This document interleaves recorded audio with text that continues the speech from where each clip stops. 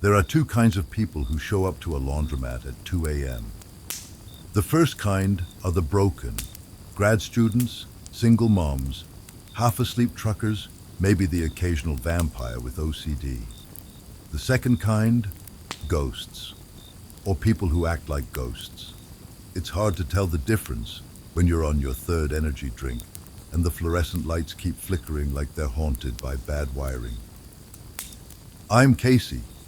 I work the graveyard shift at the wishy-washy 24-hour laundry in Nowhere, Nevada. And no, that's not a joke. The town is literally called Nowhere. Zip code, existential dread. This job isn't glamorous, but it pays in small bills and uninterrupted silence, usually. That is until a few weeks ago when he started showing up. I call him Laundry Larry. Larry always comes in at 2:13 a.m. sharp. Not a minute earlier, not a minute later. He never speaks, never smiles, just walks in with his basket, loads machine 13, and sits on the same red plastic bench like he's attending a funeral for his socks. At first, I thought he was just one of those weird loners with a tragic backstory. I mean, that's kind of our clientele here.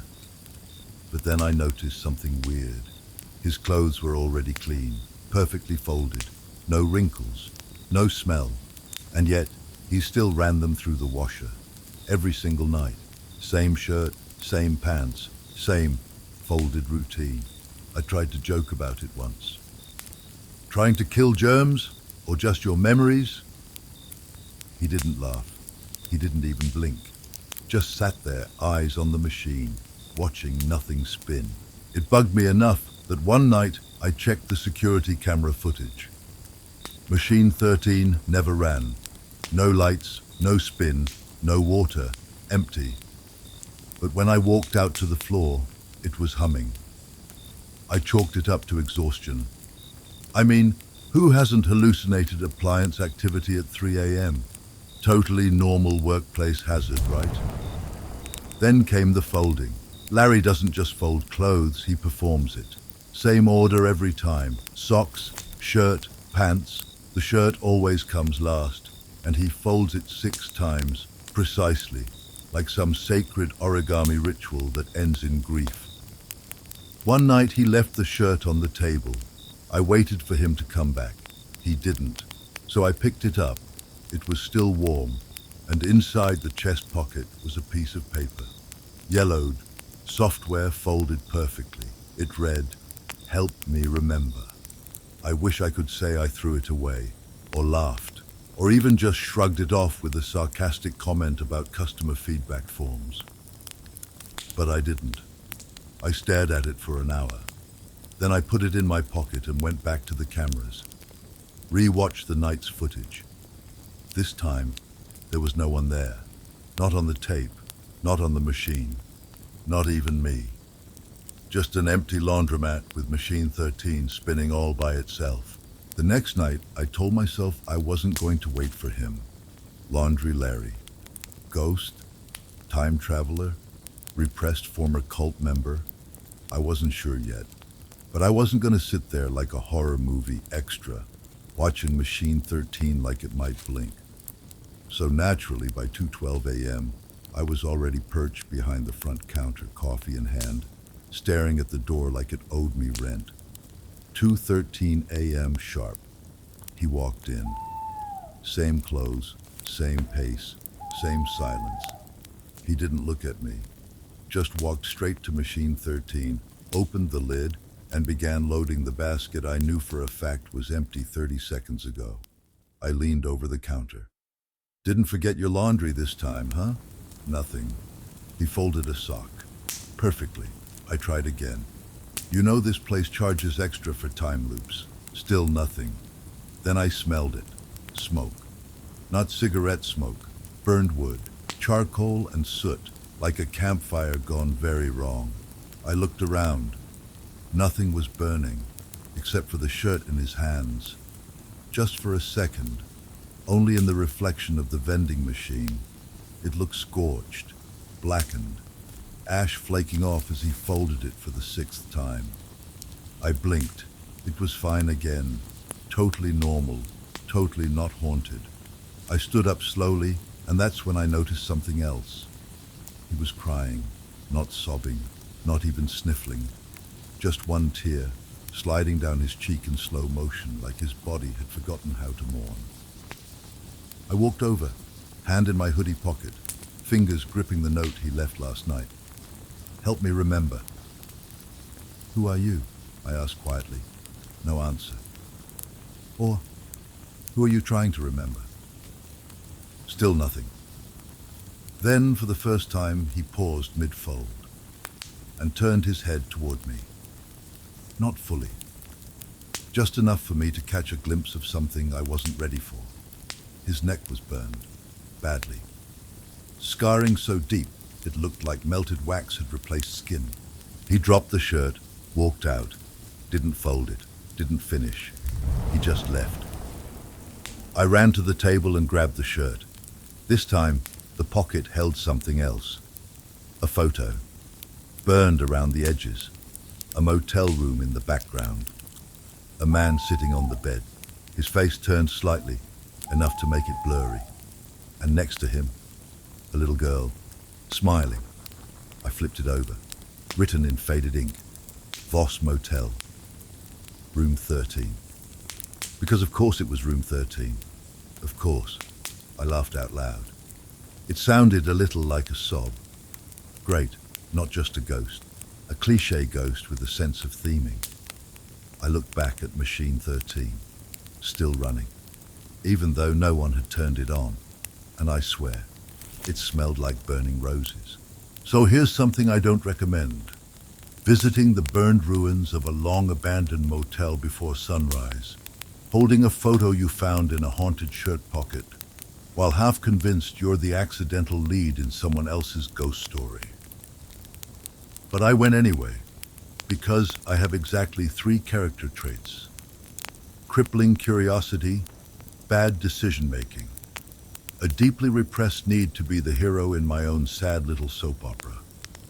So there I was, 3:47 a.m., parked in front of the shell that used to be the Voss Motel. The place looked like it had been hit by a fire, a wrecking ball, and a disappointing Yelp review, in that order. Only the bones of the structure remained. Charred beams, broken glass. A faded metal sign hanging sideways, like it gave up halfway through spelling Vacancy. I slipped through what used to be the lobby and followed the numbers on the doors, or what was left of them. Room 11, room 12, room 13. No door, just blackness. And a sudden drop in temperature so fast, it felt like walking into a memory of winter. Inside, the room was gutted. Burned walls, no ceiling, just sky and silence. But in the corner, still weirdly intact, was a locker, like the kind you see in high school gym showers or nightmares, and it had a keyhole.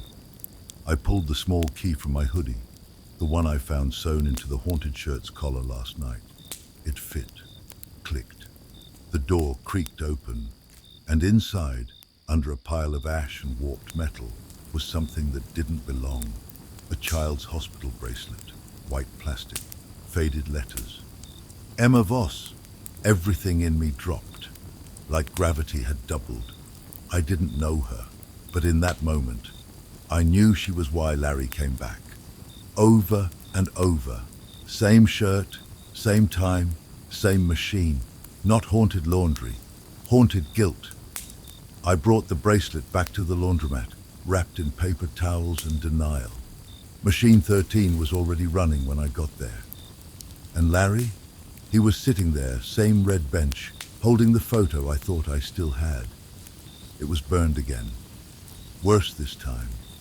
The girl's face was gone, wiped away, like the fire had taken her from the memory too. I found her bracelet, I said. He didn't look at me, didn't blink, but he spoke. His voice sounded like it had been broken, buried, and dug up again. She was sick. I was going to take her, but I forgot the laundry. I froze. That was it. That was the moment, the reason. He missed the hospital because of a load of clothes, because he wanted her pajamas to be clean. and the fire started while he was gone. I sat beside him. No jokes this time, no sarcasm, no coping mechanism, just silence. And that smell again. Burned roses. He stood, picked up the shirt, folded it 6 times, and this time added something to the basket, the bracelet. Then he walked out. Didn't vanish, didn't flicker, just walked, like someone who didn't need to come back. The next night, the laundromat felt different. It smelled like bleach and ozone and something sweet that didn't belong. The lights buzzed louder than usual. The machines clicked even when empty. The kind of vibe you only get right before a bad decision or an earthquake, or both if you're really lucky. Larry didn't show up. Not at 2:13, not at all.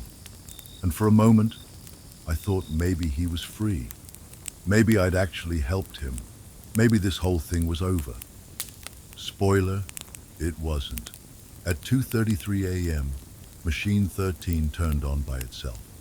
I wasn't anywhere near it.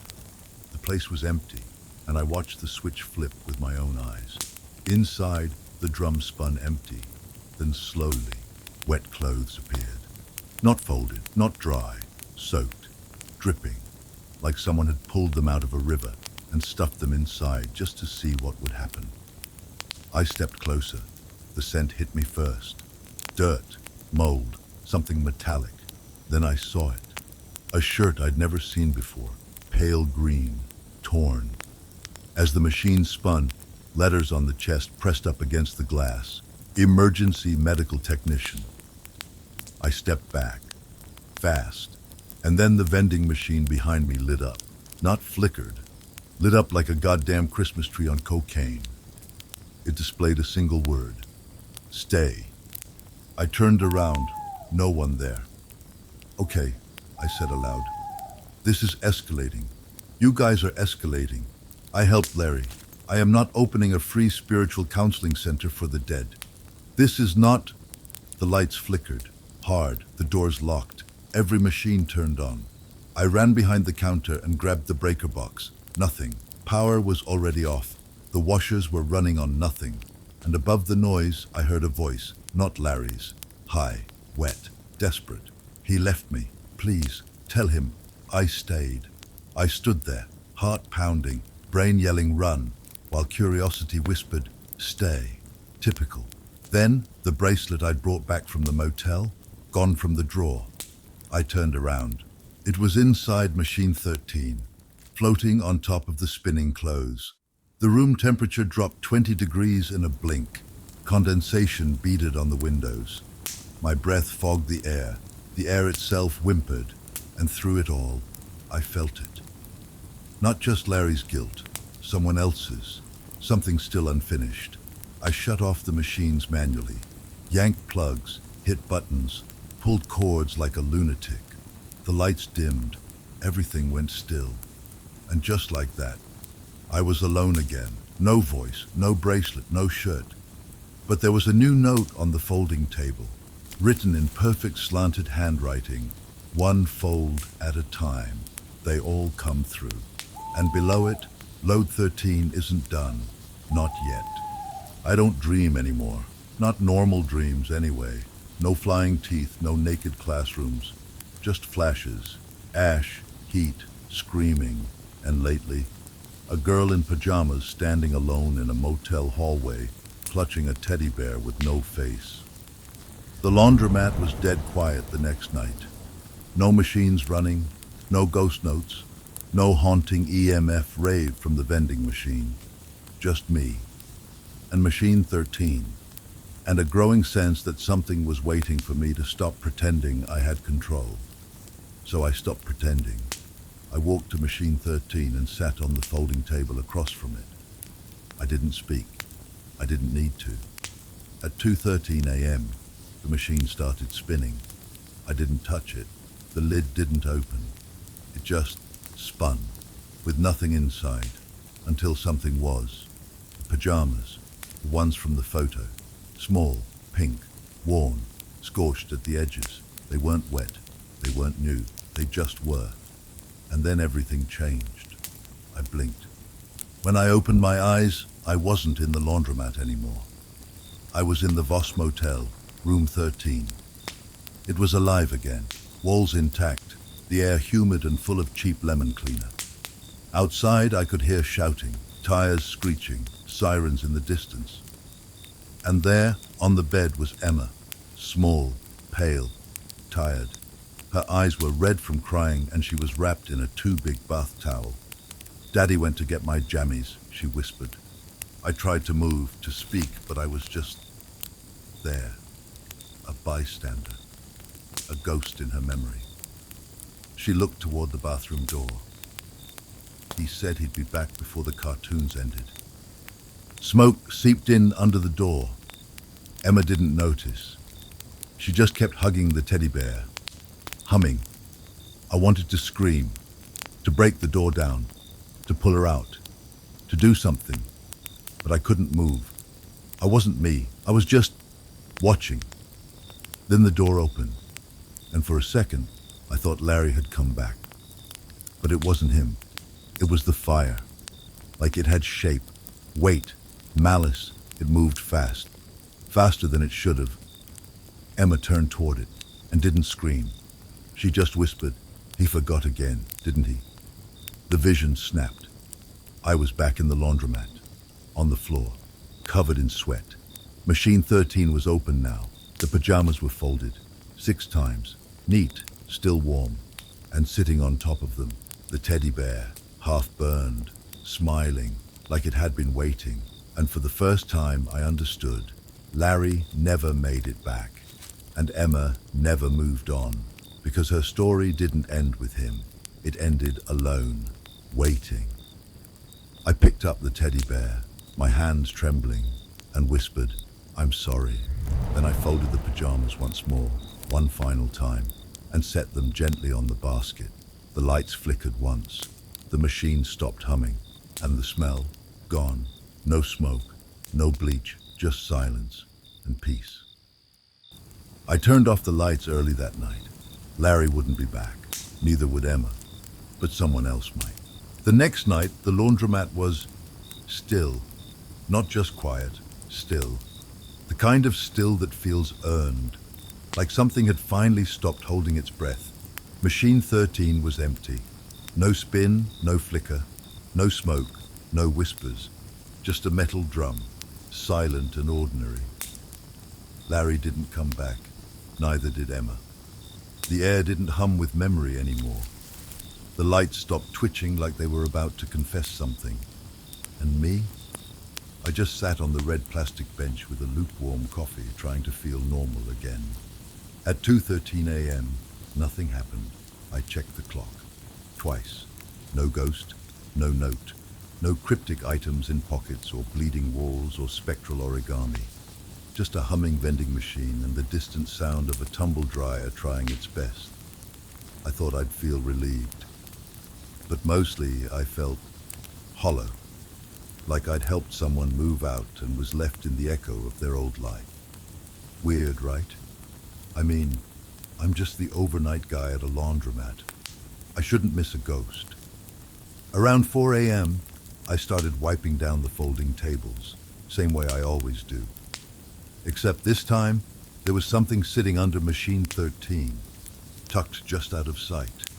A sealed envelope, no name, just one word written in the same careful handwriting I'd seen before. Thanks. I didn't open it. Didn't need to. A week went by, then 2. No more ghosts, no more notes. But the bracelet I found, it vanished from my locker, and every now and then, someone walks in, stands by machine 13, and looks confused, like they've forgotten something important, something heavy, something unfinished. I don't chase them away anymore. I let them be. Some fold, some don't. Some cry without knowing why. I just keep the lights on.